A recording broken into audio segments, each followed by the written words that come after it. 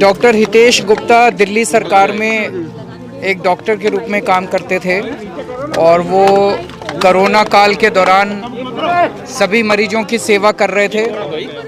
Corona के मरीजों के लिए काम करते हुए उन्हें भी कोरोना हो गया और वो कोरोना में हॉस्पिटल में फिर उनकी डेथ हो गई।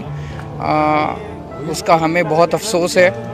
और जैसा आप लोग जानते हैं कि अपने जितने भी कोरोना वॉरियर्स हैं उन लोगों को हौसला देने के लिए और उनकी मदद करने के लिए दिल्ली सरकार ने ये यूनिक योजना ऐलान की थी जब कोरोना शुरू हुआ था कि अगर हमारे किसी भी कोरोना वॉरियर की काम करते हुए उनको कोरोना हो जाता है और उनकी डेथ होती है, वो अगर शहीद हो जाते हैं तो हम उन्हें उनके परिवार को 1 करोड़ रुपए की मदद करेंगे।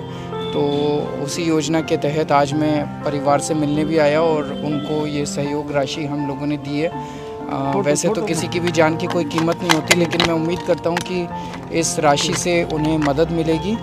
और उनकी जो वाइफ हैं वो काफ़ी एजुकेटेड हैं, उन्हें हम सरकार में नौकरी भी देंगे और जो भी है उनकी ज़रूरत होगी उसके बाद हम वो सभी ज़रूरतें पूरी करने की कोशिश करेंगे।